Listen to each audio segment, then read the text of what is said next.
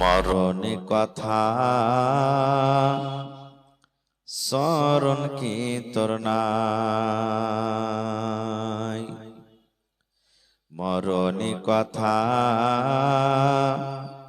মনে কি তোর নাই, মরণে কথা স্মরণ কি তোর নাই রে মুমিন ভাই, মরণে কথা স্মরণ কি তোর নাই।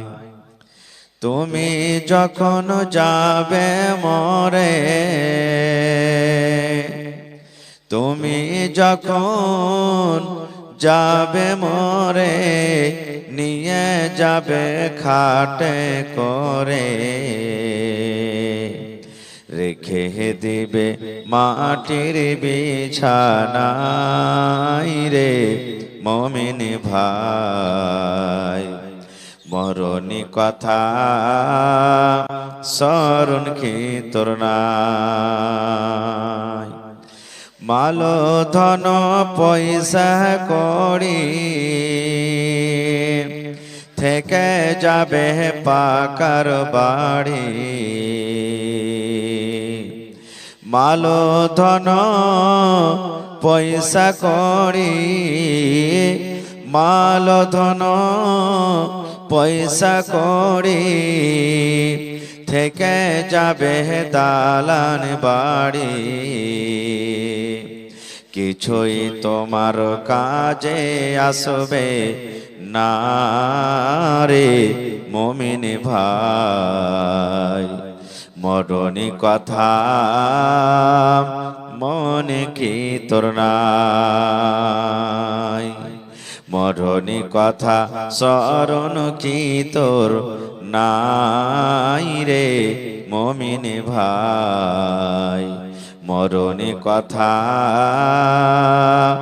মনে কি তোর নাই। নারে তাকবীর। তবে ভাই ইলমটা শিখা কি, ইলম শিখা কি আল্লাহর নবী মুহাম্মদ সাল্লাল্লাহু আলাইহি সাল্লাম বলেছেন কি, তলাবুল ইলমি ফারিজাতুন আলা কুল্লি মুসলিম।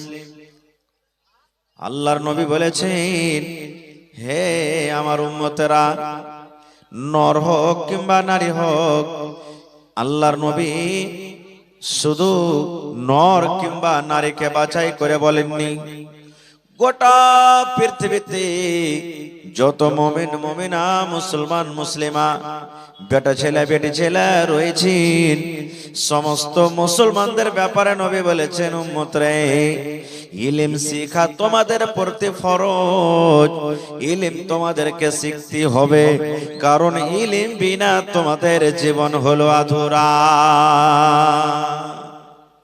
রাত আর দিন বরাবর হচ্ছে, রাত দিন বরাবর হবে ভাই, রাত দিন বরাবর হয় না। কেন হয় না? দিনের বেলাতে হেলোজেন জ্বলবে না, দিনের বেলাতে বাল্ব জ্বলবে না, দিনের বেলাতে মার্কারি জ্বলবে না। কেন জ্বলবে না? এই জন্য জ্বলবে না, আল্লাহ রাব্বুল আলামিন দিনের বেলাতে বড় হেলোজেন সূর্য দান করেছেন, যেমনই সূর্য উঠবেই গোটা পৃথিবীর অন্ধকার দূর হয়ে যাবে। আল্লাহর নবী বলেছেন, হে আমার উম্মত, এই মতো যারা জানে এবং জানে না রে, তারা কোনোদিন সমান হইতে পারে না। আল্লাহ বলেন, যারা রাত দিন যেমন বরাবর সমান হইতে পারে না, এই মতো যারা জানে, পড়ালেখা যারা জানে, পড়ালেখা যারা শিখেছে তারা, আর যারা শিখেনি তারা কোনোদিন সমান হইতে পারে না, কোনোদিন সমান হইতে পারে না। এই জন্য ইলম শেখাটা দরকার। এটা মনে নয় আমি মাওলানা হব, মাদ্রাসাতে আমাকে পড়াইতে হবে, আমি মাওলানা হব, আমাকে জালসা করতে হবে, এই জন্য আমি ইলম শিখছি না। আমি স্কুলে পড়ালেখা করব, আমাকে ডাক্তার হইতে হবে, মাস্টার হইতে হবে, ইঞ্জিনিয়ার হইতে হবে, প্রফেসর হইতে হবে, এটা দরকার নাই বন্ধু। আপনি ডাক্তার হন কিংবা নাই হন, আপনি প্রফেসর হন কিংবা নাই হন, আপনি মাস্টার হন কিংবা নাই হন, আপনি ইঞ্জিনিয়ার হন কিংবা নাই হন, আপনি পড়ে লেখে চাকরি করেন বা নাই করেন, কিন্তু বন্ধুরে ইলম শিখাটা হলো দরকার, ইলম শিখাটা হলো জরুরি। কিন্তু আজকে আমরা মুসলমান, খাস করে শেরশাবাদী, ইলমে খুবই পিছা আছি। পিছে থাকার কয়েকটা কারণ, আমাদের ভিতরে লোভ চলে এসেছে। লোভ কি জানেন? পড়োশির একটা বেটা সুরাত চলে গেছে, কেরাল চলে গেছে, দুবাই গেছে, আপনার মনে মনে জাগছে, পড়ে লেখে কি করবি রে? আরে হজলার বেটাটাকে দেখ, 50,000 টাকা মাস কামাইছে। পড়ে লেখে তুই কোন ডিগ্রি করবি আর কোন চাকরি করবি? একটা কারণ। 2 নম্বর কারণ, লাগতে পুঁটা চুইছে, এখনো কষার দুধ শুকায়নি, আর 2 লাখ 3 লাখ টাকার ভাই ওকে বিক্রি করে দিলে, বিয়ে দিয়ে দিলে। একটা কারণ এটা। বেটি ছেলের যখন বাড়ি আসছে, বেটিকে পড়িয়ে লেখে ফের কি করবি তুই? লোকের বাড়িতে গোবর তুলবে, ছাই তুলবে, লোকের বাড়ি ঘর ঝাড় দিবে, লেপবে, মায়ের লোককে ফের অত পড়িয়ে লেখে কি করবি? এই তো আমাদের। সুবহানাল্লাহ। ছোট্ট থেকে আমরা বেটাকে বলবো গরু চড়াইতে জানা রে, ঘাস কাটতে জানা রে, হাল বাইতে জানা রে, এই করতে জানা রে, ওই করতে জানা রে, দুনিয়ার সব কথা বলতে পারবো, কিন্তু এই কথাটা বলবো না বেটা চল তোকে স্কুলে রেখে আসি, বেটা চল তোকে মাদ্রাসাতে রেখে আসি। তাই কবি বলছেন, এত সুন্দর বালক তুমি ইলম কেন শিখনি, কেমন করে শিখব ইলম বাবা যে শিখায়নি। একটা লোক একটা ছেলেকে ধরে, 10 বছর 15 বছর 20 বছরকার ছেলে, পড়ালেখা করেনি, তাকে বলছে আরে বাবা ইলম কেন তুই শিখিসনি? বলছে কেমন করে শিখবো, বাপ তো হাকে শিখায়নি। বলছে কেমন কথা, তোর বাপ শিখায়নি? ছেলেটা বলছে 2.5 বছর বয়স যখন, 2.5 বছর বয়স যখন মায়ের পিছনে ঘুরলাম তখন, কেমন করে শিখব ইলম বাবা যে শিখায়নি। 2.5 বছর বয়স, যেদিকে মা গেছে মা মা মা বলে প্যাপা করে বেড়ালছি, কখন শিখবো? বলছে বড় হয়ে। ছেলেটা আবার বলছে 7 বছর বয়স, 7 বছর বয়স যখন গরুর পাখা ধরলাম তখন, কেমন করে শিখব ইলম বাবা যে শিখায়নি। কেমন করে শিখবো জি? 7 বছর বয়সে এসে বাপ কইছে তুই গরু চড়াইতে যা, ভুঁইস চড়াইতে যা, ছাগল বকরি চড়াইতে যা, কখন শিখবো? বলছে আর একটু বড় হ্যাঁ। আবার ছেলেটা বলছে 10 বছর বয়স, 10 বছর বয়স যখন হালের মোটা ধরলাম তখন, কেমন করে শিখব ইলম বাবা যে শিখায়নি। 10 বছর বয়স, বাপ বলছে যে জানারে হাল খান্ডা বাহাই না রে, এ ঝাটু মন্টু সেন্টুরা কোথায় গেলি তোরে রে, হাল বাইতে জানা? হাল বাইতে চলে গেলাম। বলছে তারপরে আর পড়ালেখা করতে পারিসনি? আবার বলছে 15 বছর বয়স, 15 বছর বয়স যখন বিয়ে শাদি করলাম তখন, কেমন করে শিখব ইলম বাবা যে শিখায়নি। 15 বছর যেমনি হয়ে গেল, হাল বাইতে শিখে লিয়েছি, ঘন ঘন আয় বেরি বাড়তে আসতে শুরু হয়ে গেল, বাপ বিয়ে দিয়ে দিলে। বিয়ে করে কি আর পড়া হবে জি? বলি সাহেব বলছে কেন বিয়ে করে পড়া হবে না? পড়লি পড়া হবে।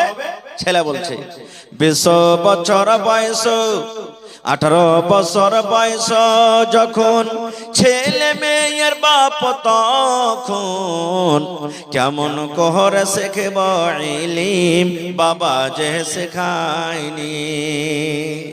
বলছে 15 বছর বিয়ে হইলো, 16 বছরকার মাথাতে 17 বছরকার মাথাতে যে বাস বেটা বেটির বাপ হয়ে গেল। এখন স্কুলে যাব পড়িতে মাদ্রাসাতে কিতাব নিয়ে, আর না ওই ছেলেরা যে চকলেট চাইবে, বাপ বিস্কুট দে, চকলেট দে, 5টা টাকা দে, 10টা টাকা দে, ওর লেগে যাব খাটতে। এই তো আমাদের জীবন চলে গেল। এরকম হয়েছে না, হয় না ভাই? বলেন, জোরে বলেন। হয় ভাই মুসলমান, তাহলে ইলম আমাদেরকে শিখতে হবে, না শিখলে কি অবস্থা। হযরত উমর রাদিয়াল্লাহু তাআলা একজন খলিফা, নবীজি দুনিয়া থেকে চলে গেলেন, রাজা হলেন কে? হযরত আবু বকর রাদিয়াল্লাহু তাআলা, উনিও দুনিয়া থেকে বিদায় হয়ে গেলেন, রাজা হলেন কে 2 নম্বরে? আমিরুল মুমিনিন হযরত উমর রাদিয়াল্লাহু তাআলা। এক বাপ শেখেত নিয়ে গেছে, কেস করতে গেছে। আজকে আমরা কেস করতে যাই থানাতে, কোর্টে আমরা কেস করতে যাই, কিন্তু ওই জামানার কোর্ট আদালত যে বাদশা তার দরবারে চলে গেলেন, বাপ বুড়া মানুষ চলে গেছেন, যে বলছেন আমিরুল মুমিনিন ইনসাফ করে দেন। বাপ বলছেন, বলছে কি হয়েছে? বলছে আমার বেটা আমাকে কোড়ার বাড়ি, লাঠির বাড়ি কিংবা চাবুকের বাড়ি মেরেছে। বাপ বলছেন আমার বেটা আমাকে মেরেছে। কি কারণে মারলে? বলছে আমার বেটাকে জিজ্ঞাসা করেন। বলছে তোমার বেটাকে এনেছো? বলছে না। বলছে যাও তোমার বেটাকে নিয়ে আসবে। পরের দিন চলে গেলেন বাড়ি, বাড়িতে যাওয়ার পর বলছেন এই তোকে উমর ফারুকের দরবারে যেতে হবে, চল। ই তো জানছে ছেলেটা, ওরে আল্লাহ, এর মানে আমার আব্বা উমর ফারুকের দরবারে কেস করে এসেছে। যে রাগী মানুষ, আজ তো আমার চামড়াকে উজড়ে নিবে। রাস্তাতে হাঁটছে আর বলছে আব্বাজি কি হয়েছে? ঘুরে চলেন, ভুল হয়ে গেছে, মেরে দিচ্ছে, আর মারবো না। খুব বাপ তো ময়না ফুলের এত করে তুই লাইনে এসেছিস রে সালা বেটা, সালা মেরে দিয়ে রেখে তুই নখরা করছিস, চল তুই ওখানে, তোকে ওখানেই তোর যা হবে হবে। চলে গেলেন হযরত উমর ফারুক রাদিয়াল্লাহু তাআলা আনহু। এবার ওই ছেলেটাকে বলে না যে তুই কেনে মেরেছিস, কি বলছেন? রে আল্লাহর বান্দা, وَقَضَى رَبُّكَ أَلَّا تَعْبُدُوا إِلَّا إِيَّاهُ وَبِالْوَالِدَيْنِ إِحْسَانًا। এরে আল্লাহর বান্দা, হে যুবক, এই নওজওয়ান, তুমি কি আল্লাহর কিতাব কোরআন পড়নি? আল্লাহ রাব্বুল আলামিন কোরআনে বলেন, আল্লাহ এই ফয়সালা করে দিয়েছেন তোমরা মা বাবার সাথে ভালো ব্যবহার করো, মা বাবার সাথে তোমরা হোসনে সলুক করো। আল্লাহ রাব্বুল আলামিন ফয়সালা করে দিয়েছেন তোমরা মা বাবার তোমরা সেবা করো। ওয়া কাযা রাব্বুকা আল্লা তা'বুদু ইল্লা ইয়াহু ওয়া বিল ওয়ালিদাইনি ইহসানা। একমাত্র তোমরা আল্লাহর পূজা করো, একমাত্র তোমরা আল্লাহর ইবাদত করো, আল্লাহ ছাড়া অন্য কোনো মানুষের, অন্য কোনো জিনিসের পূজা করিও না, এবং মা বাবার সাথে তোমরা ভালো ব্যবহার করো। তারপরে আল্লাহ রাব্বুল আলামিন বলেন, ইম্মা ইয়াবলুগান্না ইন্নাকাল কিবার আহাদুহুমা আও কিলাহুমা ফালা তাকুল লাহুমা উফফিন ওয়ালা তানহারহুমা ওয়া কুল লাহুমা কাওলান কারীমা। হযরত উমর বলেন, আরে যুবক, তুমি আল্লাহর কিতাব কোরআন কি পড়নি রে বান্দা? আল্লাহ রাব্বুল আলামিন বলেন, তোমার মা বাপ দুজন কিংবা একজন যখন বুড়া হয়ে যাবে, তোমার মা কিংবা বাপ যখন বয়স প্রাপ্ত হয়ে যাবে, যখন খাটা খোটা করতে পারবে না, ওই টাইমে ওই সময়তে তোমরা মা বাবাকে নরম করে কথা বলবে রে, চোখ গরম করে কথা বলবে না, তোমরা ধমক দিয়ে দিয়ে কথা বলবে না, রাগ করে করে তোমরা কথা বলবে না। মা বাবার সাথে যখনই কথা বলবে, আল্লাহ শিখিয়ে দিচ্ছেন বান্দারে কাওলান কারীমা, নরম করে মিষ্টি ভাবে তোমরা মা বাবার সাথে কথা বলবে। কেমন করে কথা বলবে? যদি আপনার মা, যদি আপনার আব্বা আপনাকে বলেন, আব্দুল্লাহ রে, এ আব্দুর রহমান, এ জায়েদ বাকার আলী, শুন, এ বেটা চলে যা মানঝালি মার্কেটে, চক চলে যাই রে বেটা, আমার দুটা মিষ্টি খাওয়ার মন হয়েছে, ধন রে দুটা মিষ্টি গেল তুই আমাকে এনে দে। বাপ যদি বলে, বেটা রে এই ঠান্ডার সময় আমার একটা জ্যাকেট না রে ধন, একটা সুন্দর একটা আমাকে জ্যাকেট দিয়ে দি। মা যদি বলে, বেটা রে পায়ে আমার ঠান্ডা লাগছে রে ধন, তুই আমাকে এক জোড়া মুঞ্জা গালা নিয়ে এসে দে। আল্লাহ বলছেন, বান্দা রে, যদি তোমার টাকা থাকে তুমি টাকা দিয়ে মা বাপকে তোমার আশাকে পুরা করে দাও, আর যদি তোমার পকেট খালি না থাকে, তুমি যদি যেতে না পারো, ওই টাইমে মাকে ধমক দিয়ে বলিও না, মা বাপকে তুমি কড়া করে বলিও না, পারবো না দিতে, কেন তুই আমার কাছে চাবি। আল্লাহ বলছেন, বান্দারে তোমার মাকে তোমার আব্বাকে তুমি আদর করে বলো মাগি। এ আমার মা দরদিনী মা, আমার আব্বা জান আজকে আমার একটু কাজ আছে, আমি কালকে যাব। কিংবা আব্বাজি আমার পকেটে এখন টাকা নাই, আমি টাকার ব্যবস্থা করছি, টাকার ব্যবস্থা করে আমি আপনাকে আইনে দেব। আল্লাহ বলেন এইভাবে নরম করে তুমি তোমার মা বাবার সাথে কথা বলো। তারপরে হায়রা তোমার বলছেন রে আল্লাহর বান্দা, মা বাবার জন্য দোয়া করতে হয়, মা বাবার জন্য দোয়া। ওরে আল্লাহ আজকে আমাদের বয়স এত বড় হয়ে গেল, মা বাবার জন্য জীবনে দোয়া করতে জানি না। এই আমার মায়েরা খালারা আপনারা মা বাবার জন্য দোয়া করবেন। কেমন করে দোয়া করবেন আল্লাহ শিখিয়ে দিয়েছেন বান্দারে। পড় পড়, রব্বির হামহুমা কামা রব্বায়ানি সগীরা। পড়েন রব্বির হামহুমা, জোরে পড়েন ভাই, রব্বির হামহুমা কামা রব্বায়ানি সগীরা। আয়াতটার মানে, এই দোয়াটার মানে আল্লাহ বলছেন এ বান্দা তোরা মা বাবার জন্য দোয়া কর। কেমন করে দোয়া কর? রব্বির হামহুমা কামা রব্বায়ানি সগীরা। আল্লাহ জি আমার মা বাপ ছোটবেলাতে যেমন আমার পরে দয়া করেছেন, আমার পরে মায়া করেছেন, আল্লাহ অমনি ভাবে আমার মা বাবার পরে তুমি দয়া মায়া করো। নারে তাকবীর। আয়াতটা যেমনই পড়ে শুনেলেন, ছেলেটার চোখ দিয়ে ঝরঝর ঝরঝর করে পানি ঝরতে শুরু হয়েছে। আর বাপ সাইডে খাড়া হয়ে আছে। বাপ তখন মনে মনে বলছে, হ্যাঁ এখন তো ডর হয়েছে রে বেটা, তুই তো মেরে দিয়েছিস, বুঝা সুঝা করিসনি, এই দরবারে এসে তোর চোখটা পানি ঝরছে। বাপ তো জানে না যে কি কারণে চোখ দিয়ে পানি ঝরে। আরবি বুঝা মানুষ ওরা, আরবি ভাষা সব বুঝে নিলেন আল্লাহর কোরআনে কি বলছেন। এইবারে তখন হযরত ওমর রাদিয়াল্লাহু তাআলা আনহু ছেলেটাকে বলছেন, রে আল্লাহর বান্দা কেন তুমি কান্দো? তোমার বাপকে তুমি কেন মেরেছো? ছেলে বলছেন, আমিরুল মুমিনিন আপনি যে আমাকে কোরআন থেকে এত সুন্দর করে বয়ান শোনালেন, জীবনে আমার আব্বা জান আমাকে কোনোদিন কোরআন শোনায়নি, কোনো মাদ্রাসাতে দেয়নি, কোনো হাফেজের কাজে দেয়নি, কোনো কারির কাজে দেয়নি, কোনো মাওলানাতে দেয়নি, কোনো মাকতাবে দেয়নি, কোনো মসজিদ আমাকে দেয়নি। আমি জীবন ভর রাখালি করেছি আমিরুল মুমিনিন। যদি আমার আব্বা জান আমাকে জ্ঞান দিতেন, আমাকে মাদ্রাসাতে পড়িয়ে দিতেন, কোনো মাওলানার কাছে আমাকে দিতেন, যদি কোনো ইমাম সাহেবের কাছে আমাকে দিতেন, আমি পড়তাম আর জানতাম। আর জানার পর মা বাবার সাথে আমি এরকম কোনোদিন ব্যবহার করতাম না। না জানার কারণে আমি মেরে দিয়েছি, আমি ভুল করেছি, না জানাতে আমি মেরে দিয়েছি। তখন বলছেন যে তোমার ছেলেকে তুমি পড়ালেখা করোনি? বলছেন না। তখন হযরত ওমর রাদিয়াল্লাহু তাআলা আনহু বলছেন বাপকে যে তোমার বেটাটাকে নিয়ে বাড়ি চলে যাও, তুমি বাড়ি যাও। তখন বাপ বলছেন যে মনে হয় আমার চোখের সামনে মারবেন, আমাকে বাড়ি যেতে বলছে। এর মানে যে আমার সামনে মারতে গেলে আমি তার বাপ, তো আমাকে মায়া দয়া লাগবে, তাই আমাকে বাড়ি যেতে বলছেন। তখন বলছেন যে আমিরুল মুমিনিন আমার চোখের সামনে আমার বেটাকে আপনি কড়া লাগান মারেন, আমার কোনো মায়া দেওয়া হবে না। এবারে হযরত ওমর রাদিয়াল্লাহু তাআলা আনহু রেগে গেলেন। আর রেগে যাওয়ার পর বলছেন, আরে আল্লাহর বান্দা তুমি আমার দরবার থেকে চলে যাও রে, চলে যাও, চলে যাও, চলে যাও। না হলে যত চাবুক তোমার বেটার উপরে পড়তো, যত চাবুক তোমার বেটাকে আমি মারতাম, অত চাবুক তোমার পিঠে কিন্তু পড়বে। তোমাকে যেতে বলছে যাও, না হলে যত চাবুক তোমার বেটার পিঠে পড়তো, অত চাবুক তোমার পিঠে পড়বে। যেমন কথাটা বলা, তখন বলছেন যে আমিরুল মুমিনিন আমার বেটা আমাকে মেরেছে, উল্টা আপনি আমাকে মারবেন মানে? এবার আমিরুল মুমিনিন বলছেন, এরে আল্লাহর বান্দা প্রথমে তুই তোর বেটাকে কামড় দিয়েছিস রে, প্রথমে তোর বেটার জীবনটাকে তুই নষ্ট করে দিয়েছিস, প্রথমে তোর বেটাটার জীবনকে বরবাদ করে দিয়েছিস, ইলম না দিয়ে শিক্ষা না দিয়ে তাকে তার জীবনটাকে নষ্ট করেছিস। ভালো মন্দ বোঝার সে পার্থক্য রাখে না, ভালো মন্দ সে বুঝে না, তার কাছে কোনো জ্ঞান নাই, বুদ্ধি নাই বলে তোকে মেরে দিয়েছে।